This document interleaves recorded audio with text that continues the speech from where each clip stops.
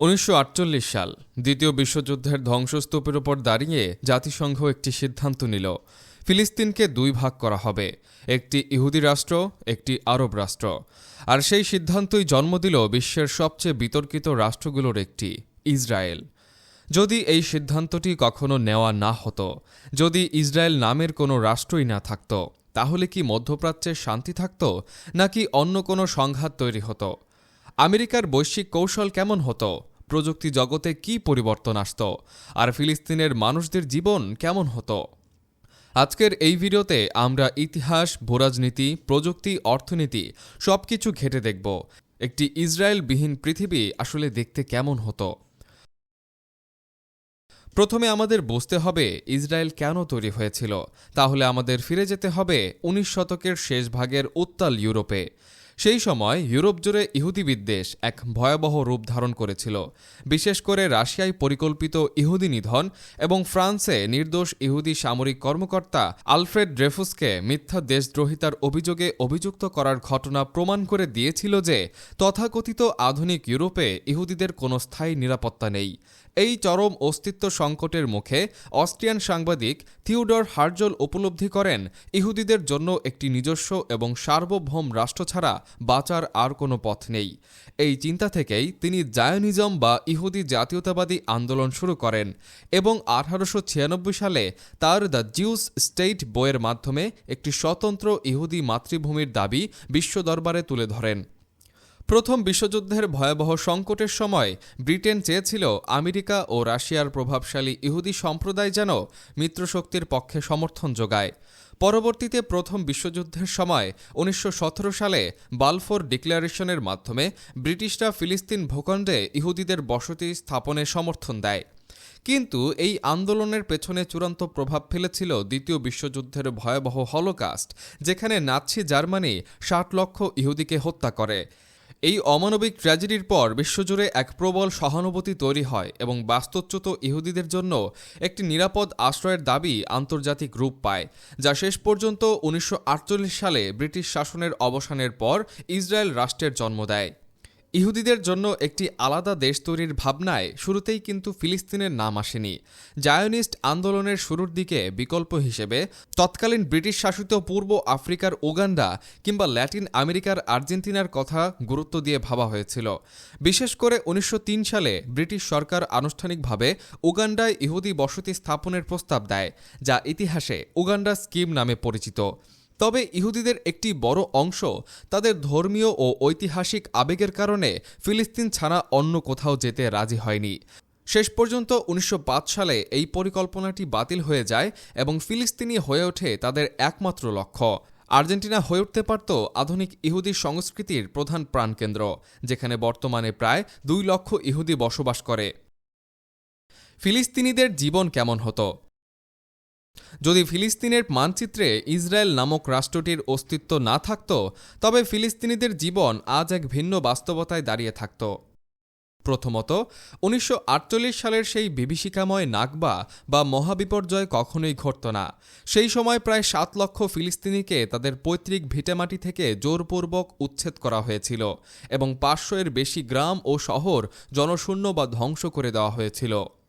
Israel না থাকলে এই লক্ষ লক্ষ মানুষকে প্রজন্মের পর প্রজন্ম ধরে জর্ডান, লেবানন বা সিরিয়ার শরণার্থী শিবিরে মানবেতর জীবন কাটাতে হতো না। এরপর আসা যাক 1967 সালের 6 দিনের যুদ্ধ প্রসঙ্গে। ইসরায়েল না থাকলে এই যুদ্ধ হতো না, ফলে পূর্ব জেরুজালেম, গাজা ও পশ্চিম তীরের ওপর কোনো বিদেশি সামরিক দখলদারিত্ব আসত না। আজকের গাজায় যে 18 বছর ধরে চলা দম বন্ধ করা অবরোধ কিংবা পশ্চিম তীরে আন্তর্জাতিক আইন লঙ্ঘন করে গড়ে তোলা শত শত ইহুদি বসতি, এসবের কোনো অস্তিত্বই থাকত না। বর্তমানে পশ্চিম তীরের এক শহর থেকে অন্য শহরে যাওয়ার পথে ফিলিস্তিনিদের শত শত ইসরায়েলি সামরিক চেকপোস্ট পার হতে হয়। এখানে সাধারণ মানুষকে দীর্ঘ লাইনে দাঁড়িয়ে থাকতে হয়, কঠোর তল্লাশির মুখোমুখি হতে হয় এবং প্রায়ই সেনারা কোনো কারণ ছাড়াই যাতায়াত বন্ধ করে দেয়।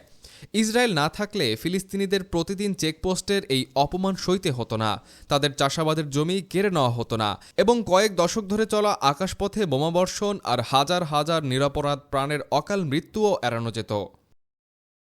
ইসরায়েল না থাকলে কি আজকের ফিলিস্তিন একটি আধুনিক, সমৃদ্ধ ও গণতান্ত্রিক রাষ্ট্র হিসেবে বিশ্বমঞ্চে মাথা তুলে দাঁড়াতে পারত?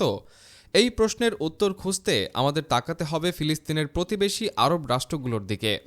আমরা যদি জর্ডানের দিকে তাকাই, সেখানে বিদ্যমান দীর্ঘস্থায়ী রাজতন্ত্র, সিরিয়ার দিকে তাকালে দেখি দশকের পর দশক ধরে চলা একনায়কতন্ত্র ও গৃহযুদ্ধের ক্ষত, আর ইরাক বা লেবাননের দিকে তাকালে দেখি চরম রাজনৈতিক অস্থিতিশীলতা ও সাম্প্রদায়িক বিভাজন। ফিলিস্তিনি রাষ্ট্রটিও সম্ভবত এই আঞ্চলিক ভূরাজনীতির বাইরে থাকতে পারত না। ইসরায়েল নামক শত্রু না থাকলে ফিলিস্তিনের শাসনভার কার হাতে থাকবে তা নিয়ে দলগুলোর মধ্যে ক্ষমতার লড়াই চরম আকার ধারণ করতে পারত। আমরা এর উদাহরণ দেখেছি ২০০৭ সালে, যখন গাজা ও পশ্চিম তীরে ফাতাহ ও হামাসের মধ্যে প্রাণঘাতী সংঘর্ষ হয়েছিল। ইসরায়েলের অনুপস্থিতিতে এই ধরনের গৃহযুদ্ধ বা গোষ্ঠীগত সংঘাত পুরো ফিলিস্তিন রাষ্ট্রকে সিরিয়া বা লিবিয়ার মতো অস্থিতিশীল করে তোলার ঝুঁকি থাকত। সংক্ষেপে বলতে গেলে, রাজনৈতিক বা অর্থনৈতিক অস্থিরতা যাই থাক না কেন, ফিলিস্তিনিরা অন্তত নিজেদের মাটিতে পরবাসী হতো না, তাদের পরিচয় ও সংস্কৃতি থাকত সুরক্ষিত। অনেকেই মনে করেন মধ্যপ্রাচ্যের সব সমস্যার মূল ইসরায়েল, কিন্তু বাস্তবতা অনেক বেশি জটিল। ইসরায়েল না থাকলেও এই অঞ্চলের দেশগুলোর মধ্যে ক্ষমতার দ্বন্দ্ব এবং ঐতিহাসিক বিভাজনগুলো ঠিকই টিকে থাকত। এর সবচেয়ে বড় উদাহরণ হল ১০০০ বছরের পুরনো শিয়া সুন্নি দ্বন্দ্ব। বর্তমান সময়ে সৌদি আরব এবং ইরানের মধ্যে যে ছায়াযুদ্ধ বা প্রক্সি ওয়ার আমরা দেখি, তা মূলত এই অঞ্চলই আধিপত্য বিস্তারের লড়াই, যার সাথে ইসরায়েলের সরাসরি কোনো সম্পর্ক নেই। ইতিহাসে তাকালে আমরা দেখি ১৯৮০ থেকে ১৯৮৮ সাল পর্যন্ত চলা রক্তক্ষয়ী ইরান ইরাক যুদ্ধ ইসরায়েলের কারণে হয়নি। সেটি ছিল সাদ্দাম হোসেন এবং আয়াতুল্লাহ খোমেনির মধ্যকার রাজনৈতিক ও আদর্শিক শ্রেষ্ঠত্বের লড়াই। তবে ইসরায়েল না থাকলে একটি বিশাল পরিবর্তন অবশ্যই হতো, আর তা হল প্যান আরাবিজম। ১৯৫০ ও ৬০-এর দশকে জামাল আবদেল নাসেরের নেতৃত্বে যে আরব ঐক্যের স্বপ্ন দেখা হয়েছিল, ইসরায়েলের সাথে যুদ্ধে বারবার পরাজয় সেই স্বপ্নকে ধূলিসাৎ করে দিয়েছিল। ইসরায়েল না থাকলে আরব দেশগুলো হয়তো সামরিক শক্তির পেছনে বিলিয়ন বিলিয়ন ডলার ব্যয় না করে শিক্ষা ও অবকাঠামোতে বিনিয়োগ করতে পারত, এবং ইউরোপীয় ইউনিয়নের মতো একটি শক্তিশালী আরব ইউনিয়ন গঠন করা তাদের জন্য অনেক সহজ হতো। তেল সমৃদ্ধ এই অঞ্চলের অর্থনীতি তখন হয়তো বিশ্বকে নিয়ন্ত্রণ করত, একক কোনো পরাশক্তির মুখাপেক্ষী না হয়েই। আমেরিকা ও বিশ্ব রাজনীতি। যদি ইসরায়েল না থাকত, তবে মধ্যপ্রাচ্যে আমেরিকার নীতি ও কৌশল হতো সম্পূর্ণ ভিন্ন। প্রতি বছর আমেরিকা ইসরায়েলকে প্রায় $৩.৮ বিলিয়ন সামরিক সহায়তা প্রদান করে, যা আমেরিকার ইতিহাসে বৃহত্তম বৈদেশিক সাহায্য। ইসরায়েল না থাকলে এই বিশাল অঙ্কের অর্থ আমেরিকার কোষাগারে জমা থাকত। কিন্তু তার মানে এই নয় যে আমেরিকা মধ্যপ্রাচ্য থেকে হাত গুটিয়ে নিত। আসলে এই অঞ্চলে আমেরিকার মূল আগ্রহের কেন্দ্রবিন্দু সবসময়ই ছিল তেল। সৌদি আরব, কুয়েত কিংবা সংযুক্ত আরব আমিরাতের সাথে আমেরিকার কৌশলগত ও জ্বালানি সম্পর্ক ইসরায়েল রাষ্ট্রের জন্মের চেয়েও পুরনো। তবে ইসরায়েল না থাকলে আরব বিশ্বের সাথে সুসম্পর্ক রাখা হোয়াইট হাউসের জন্য অনেক বেশি সহজ হতো। এর সবচেয়ে বড় উদাহরণ হল ১৯৭৩ সালের তেল সংকট। সেই সময় আরব ইসরায়েল যুদ্ধে আমেরিকাকে ইসরায়েলের পক্ষ নিতে দেখে আরব দেশগুলো তেল উৎপাদন বন্ধ করে দেয়, যার ফলে বিশ্ববাজারে তেলের দাম রাতারাতি ৪ গুণ বেড়ে গিয়েছিল। প্রযুক্তি ও বিজ্ঞানে প্রভাব। প্রযুক্তির দুনিয়ায় ইসরায়েলকে বলা হয় স্টার্টআপ নেশন। মাত্র ৯০ লক্ষ মানুষের এই ছোট্ট দেশটি উদ্ভাবনী শক্তিতে কতটা অগ্রগামী তার প্রমাণ মেলে স্টক মার্কেটে তাকালে।